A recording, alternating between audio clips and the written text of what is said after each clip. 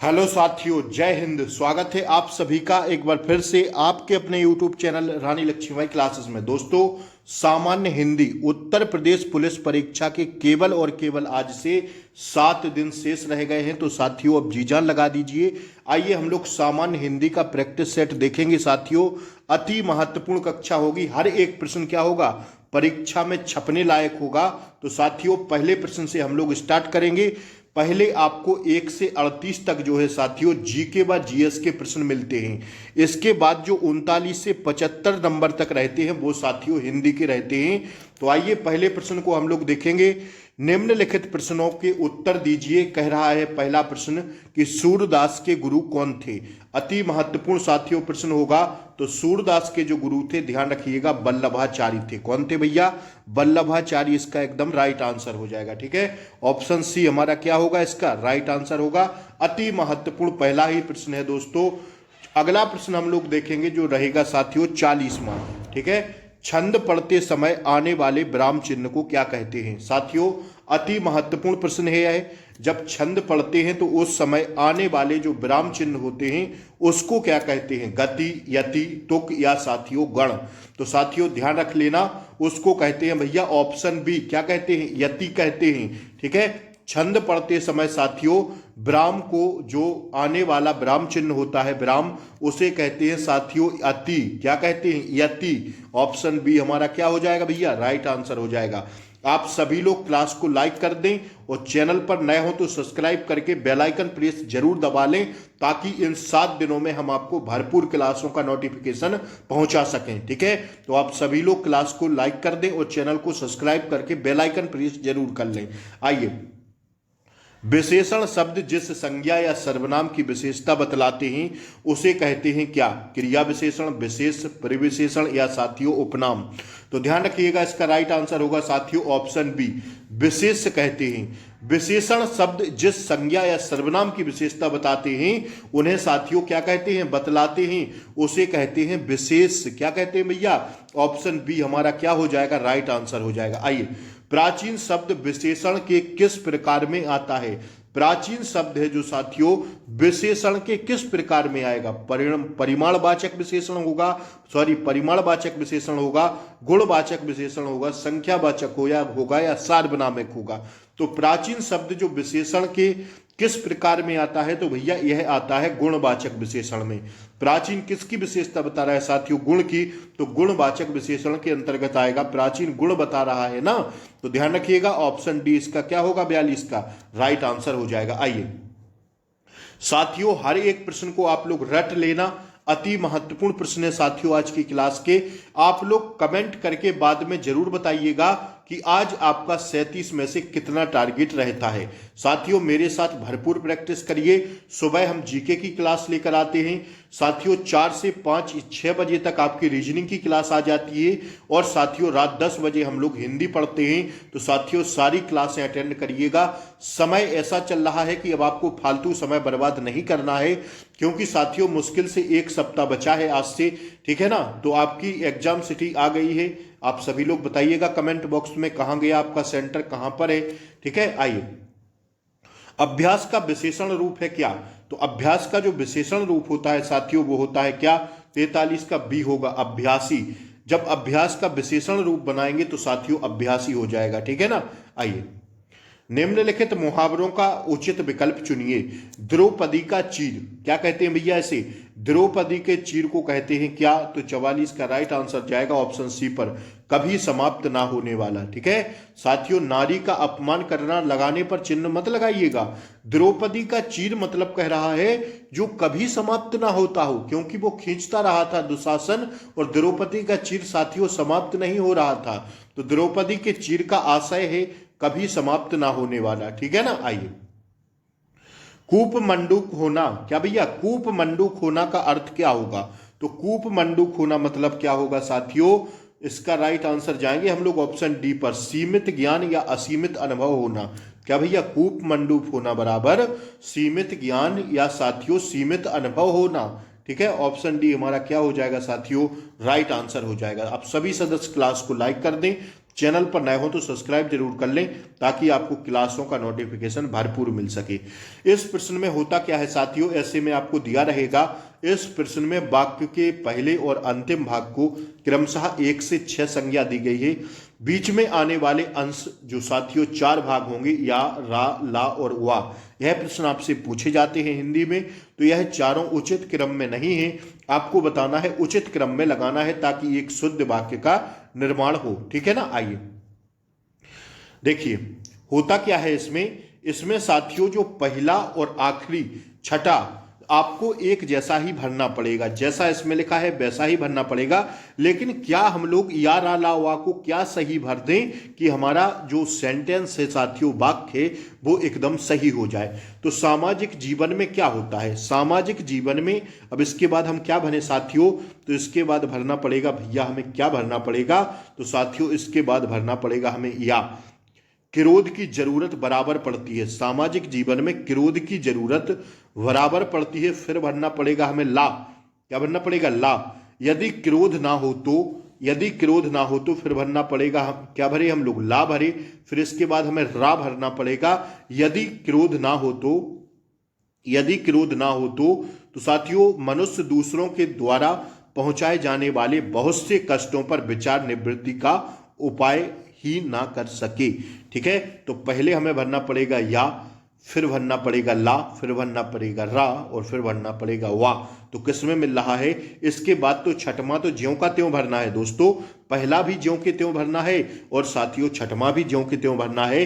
तो अब देखना ना, मैं एक बार में पढ़ता हूं, सामाजिक जीवन में क्रोध की जरूरत बराबर पड़ती है। क्यों, कष्टों की, यदि क्रोध ना हो तो मनुष्य दूसरों के द्वारा पहुंचाए जाने वाले बहुत से कष्टों पर विचार निवृत्त का उपाय ही ना कर सके। तो साथियों इस हिसाब से इसका राइट आंसर हो जाएगा या, ला, रा और वा। यह क्रम को अगर हम लोग भर दें तो हमारा सेंटेंस एकदम सही हो जाएगा।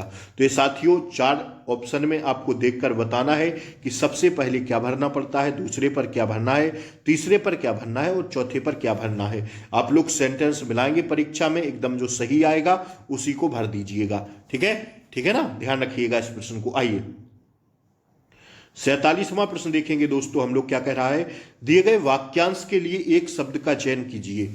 पूरब और उत्तर के बीच की दिशा को क्या कहते हैं हम लोग, तो पूरब और उत्तर के बीच की दिशा को जो कहा जाता है साथियों, वो कहा जाता है ईशान।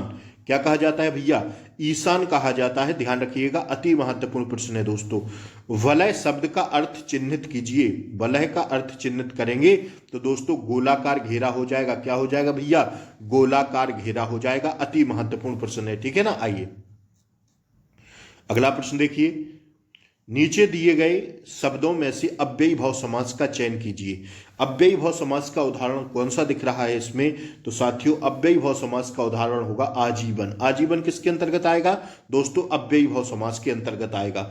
आप लोग लिखते चलिएगा, बाद में कमेंट करना ना भूलें कि आज आपका टारगेट कितना रहा दोस्तों। ठीक है ना, जरूर कमेंट करिएगा, क्योंकि यहां पर अगर आप लोग ईमानदारी दिखा दिए ना, तब पेपर में आपका साथियों पास होने से कोई रोक नहीं सकता, एग्जाम क्रैक होने से आपका कोई रोक नहीं सकता साथियों।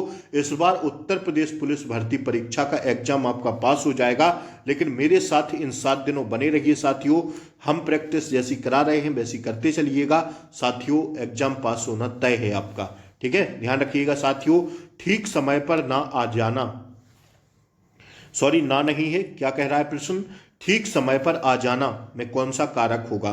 कारक की बात कर रहा है, तो पर जहां दिखे तो वहां कौन सा कारक होता है, कर्ता ने कर्म को कर्ण से अपादान। ठीक है, यही होता है साथियों उसका, कारकों का जो चिन्ह विभक्ति होता है। आपको बताना है कि ठीक समय पर आ जाना में कौन सा कारक होगा। तो साथियों इसमें कारक जो आएगा वो कौन सा आएगा दोस्तों, ऑप्शन डी अधिकरण कारक, मैं पर। ठीक है, मैं पर में कौन सा आएगा साथियों, पर आया ना, तो अधिकरण कारक होगा। ठीक है, आइए 51वां प्रश्न बताइए, मंदिर और मंदिरा युग्म का उपर्युक्त अर्थ वाला युग्म कौन सा होगा। मंदिर मीन्स क्या होता है और मंदिरा मीन्स क्या होता है, तो हम सब लोग जानते हैं साथियों, मंदिर मीन्स होता है पूजा घर। क्या होता है भैया, पूजा घर होता है, देवालय होता है। क्या होगा इसका राइट आंसर, तो इसका राइट आंसर होगा मंदिर मीन्स होता है साथियों देवालय, पूजा घर पर मत जाइएगा। ठीक है, और साथियों मंदिरा मीन्स होती है अश्वशाला। क्या होती है भैया? अश्वशाला। ठीक है, तो 51 का राइट आंसर ऑप्शन डी हो जाएगा। ठीक है ना। आइए अब बताइए इसमें निम्नलिखित में मिश्र वाक्य कौन सा है? तो जो मिश्र वाक्य हो जाएगा दोस्तों वो हो जाएगा, ज्यों ही वह घर से निकला वर्षा होने लगी। क्या भैया? ज्यों ही वह घर से निकला वर्षा होने लगी, यह साथियों मिश्र वाक्य के अंतर्गत आ जाएगा। तो 52 का राइट आंसर हो जाएगा दोस्तों ऑप्शन डी। ठीक है ना। आइए 53वां प्रश्न साथियों हम लोग देखेंगे आपकी स्क्रीन पर जो है। तो साथियों 53वां प्रश्न आ गया। देखिए 53 से साथियों 3 प्रश्न आपसे गद्यांश के कहे जा रहे हैं। देखिए पद्यांश के, ये तो साथियों पद्यांश है। आपसे गद्यांश पूछेगा पेपर में, हो सकता है एक आध शिफ्ट में पद्यांश भी पूछते, फिर उसमें आपको 3 से 4 प्रश्नों के आंसर देने होंगे, तो वो उसी में से छांट के आप लोग दे देंगे। आइए मैं पद्यांश को पढ़ता हूं। आज वर्षों के बाद उठी है इच्छा, हम कुछ कर दिखाएं, एक अनोखा जश्न मनाएं, अपना कोरा अस्तित्व जमाएं। आज वर्षों बाद सूखे पत्तों पर बसंत ऋतु आई है, विचार रूपी कलियों पर बहार खिल आई है। गहनता की फसल लहलहाई है, शायद इसी कारण आज वर्षों बाद उठी है इच्छा, हम सब कुछ कर दिखाएं, अपना कोरा अस्तित्व जमाएं। ठीक है, तो ये था साथियों पद्यांश। अब इसके आंसर हम पढ़ेंगे, आप लोग देखिएगा। कवि के मन में इच्छा उत्पन्न हुई किसके लिए? तो कवि के मन में इच्छा उत्पन्न हुई साथियों कुछ महत्वपूर्ण कार्य करने की। ठीक है, क्या भैया? कुछ महत्वपूर्ण कार्य करने की। आइए सूखे पत्ते प्रतीक हैं किसका? सूखे पत्ते प्रतीक हैं साथियों मन के सूनेपन का।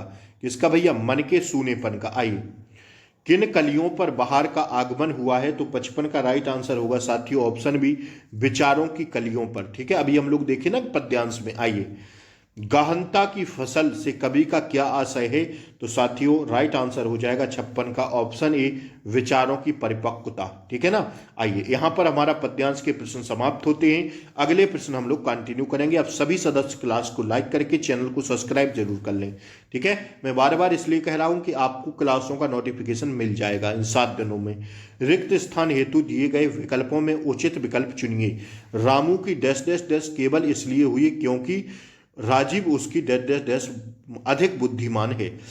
तो रामू की डैश डैश डैश केवल इसलिए हुई क्योंकि राजीव उसकी डैश डैश डैश अधिक बुद्धिमान है।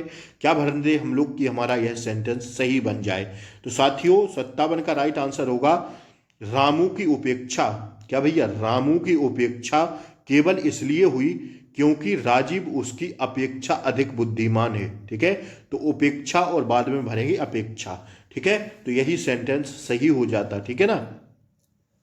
रामू की उपेक्षा केवल इसलिए हुई क्योंकि राजीव उसकी अपेक्षा अधिक बुद्धिमान है। ठीक है, तो इसमें सी ही आएगा दोस्तों, 57 का सी ही आएगा। ऑप्शन सी क्या हो जाएगा राइट आंसर? आइए अगला प्रश्न आपसे पूछा जा रहा 58वां, आप लोग दीजिए इसका आंसर। निम्न पंक्ति में सही अलंकार का चयन करें। पानी बिच मीन प्यासी, मोहे सुनि सुनि आबे हांसी।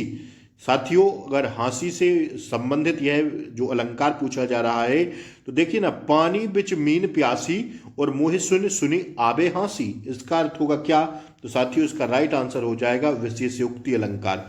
कौन सा होगा भैया? इसमें विशेषयोक्ति अलंकार होगा। ठीक है, आइए निम्नलिखित विकल्पों में से किस विकल्प के सभी शब्द व्यक्तिवाचक संज्ञाएं हैं? बताइए इसका राइट आंसर दोस्तों क्या हो जाएगा? तो 59 का राइट आंसर होगा जो सभी व्यक्तिवाचक संज्ञाएं हैं वो है साथियों राम, रामचरितमानस व गंगा। ये सब कैसी हैं साथियों? व्यक्तिवाचक संज्ञाएं हैं। किसी के जो नाम को रिप्रेजेंट कर रही हूं वही व्यक्तिवाचक संज्ञा होती है। पर्सनल, जैसे जो आपका नाम है तो आपका नाम क्या है? व्यक्तिवाचक संज्ञा है। ठीक है, राम एक नाम है, रामचरितमानस साथियों एक नाम है।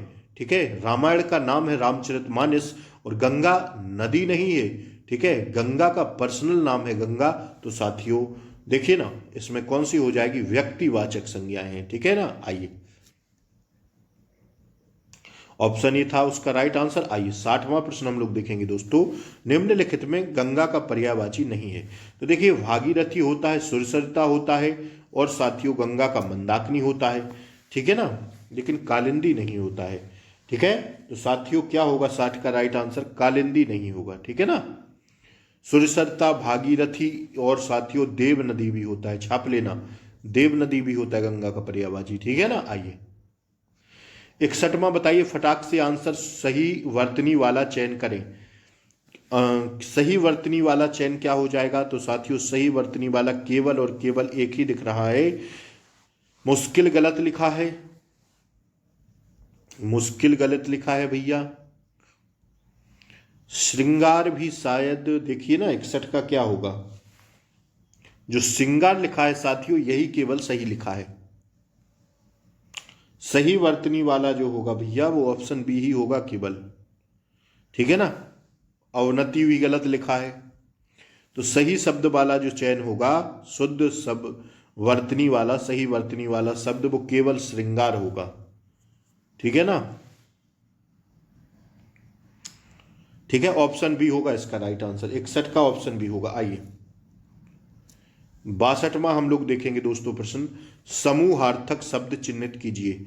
समूहार्थक शब्द कौन सा हो जाएगा साथियों? तो 62 का ऑप्शन डी हो जाएगा, भीड़।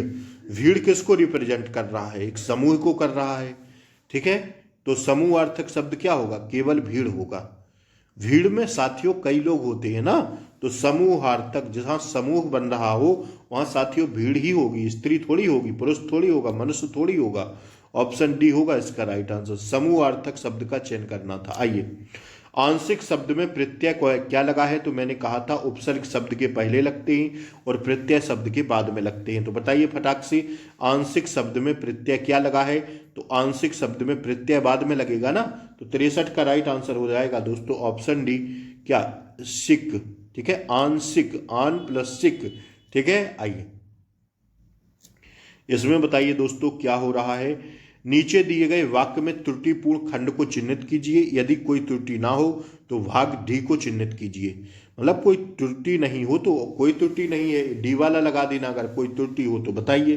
तो साथियों पुलिस द्वारा चोरी का माल बरामद हो गया, इसमें सी वाले में त्रुटि होगी, ठीक है। किसमें होगी भैया? 64 का राइट आंसर ऑप्शन सी होगा। आइए वधूर्मी का सही संधि विच्छेद बताइए। वधूर्मी का संधि विच्छेद क्या होगा? तो 65 का राइट आंसर होगा वधु प्लस उर्मी, ठीक है, यही राइट आंसर होगा दोस्तों, ऑप्शन बी वाला, ठीक है ना। आइए भिन्नार्थक शब्द का चयन करें। पावक, अनल, कृषाणु और साथियों अनिल। तो देखिए अग्नि के पर्यायवाची हैं यह साथियों अनिली, अनिल, पावक, कृषाणु, ठीक है। तो साथियों 66 का राइट आंसर क्या होगा? अनिल, ठीक है, यही केवल क्योंकि यह हवा का पर्यायवाची है। अनल, पावक और कृषाणु, दहन भी होता है, ये सब किसके पर्यायवाची हैं? ये सब अग्नि के हैं। अगर अनिल की बात करें तो यह हवा का पर्यायवाची है, वायु का है, समीर का है, ठीक है। तो साथियों यही भिन्न है केवल, ठीक है, ऑप्शन बी भिन्न है, ठीक है ना। अनिल, अनल तो होता है, अनल अग्नि का पर्यायवाची होता है, पावक भी होता, कृषाणु भी होता, ठीक है ना। तो भिन्नार्थक केवल अनिल है इसमें, यह साथियों हवा का पर्यायवाची होता है, ठीक है ना। 62 का भी होगा। आइए सॉरी 66 का भी होगा। आइए हर्ष का विलोम बताइए फटाक से। तो हर्ष का विलोम क्या होगा? हर्ष का विलोम हो जाएगा भैया क्या? ऑप्शन बी विषाद, ठीक है, हर्ष का विलोम क्या हो जाएगा? विषाद। गंदला, मैला, मालिन किस शब्द के पर्यायवाची हैं? तो 68 का राइट आंसर जाएंगे हम लोग ऑप्शन सी पर, पंकिल के, ठीक है ना। किसके पर्यायवाची हैं? पंकिल के। गंदला, मैला, मलिन पंकिल के पर्यायवाची हैं। कर्कश का विलोम नीचे दिए गए विकल्पों में से चुने। कर्कश का विलोम बताइए फटाक से। कर्कश का विलोम हो जाएगा साथियों क्या? ऑप्शन सी पर जाएंगे, मधुर, ठीक है। एक कर्कश बोलता है, एक मधुर बोलता है, कोयल मधुर बोलती है, कौआ कर्कश बोलता है, ठीक है ना। आइए देखिए ना, इन प्रश्नों के उत्तर दीजिए फटाक से। जो इंद्र पर विजय प्राप्त कर चुका हो, कहेगा वाक्यांशों के लिए एक उचित विकल्प चुने। जो इंद्र पर विजय प्राप्त कर चुका हो उसे क्या कहेंगे? तो उसे कहेंगे दोस्तों 70 का राइट आंसर इंद्रजीत। उच्च कुल में पैदा व्यक्ति क्या कहेंगे? उच्च कुल में पैदा व्यक्ति को कहेंगे कुलीन। क्या कहेंगे भैया? कुलीन कहेंगे, ठीक है। उच्च कुल में पैदा व्यक्ति को क्या कहेंगे? कुलीन कहेंगे। आइए ईश्वर तुम्हें दीर्घायु दे, अर्थ के आधार पर वाक्य भेद बताएं। ईश्वर तुम्हें क्या दे? दीर्घायु दे, अर्थ के आधार पर वाक्य का भेद बताएं। तो 72 का राइट आंसर होगा इच्छावाचक वाक्य। कैसा होगा भैया? इच्छावाचक वाक्य होगा। आइए श्री गणेश का विलोम बताइए। तो हम सब लोग जानते हैं, आंख बंद करके लगा देना, इति श्री। क्या होता है भैया? इतिश्री होता है, ठीक है ना? क्या होता है? इतिश्री होता है। बढ़े हम लोग आगे, आइए अगला प्रश्न क्या कह रहा है? फूल का पर्यायवाची नहीं है, फूल का पर्यायवाची नहीं है। तो देखिए, सुमन होता है, पुष्प होता है, कुसुम होता है, ये सब फूल के पर्यायवाची हैं। तनुजा कहाँ से आ गया भैया बीच में? तनुजा तो बेटी का पर्यायवाची होता है, सुता, तनया, बेटी, तनुजा, ये सब किसके साथियों? बेटी के पर्यायवाची होते हैं। किस रस को यह रसराज कहा जाता है? तो साथियों रसराज कहा जाता है श्रृंगार रस को, ठीक है। तो साथियों यहाँ हमारे जो 37 प्रश्न थे दोस्तों, 37 का हमारा टारगेट फ्रेश हुआ साथियों, कंप्लीट हुआ। साथियों अब आप लोग बताना कि आज आप लोग इन 37 में कितना सही कर पाए।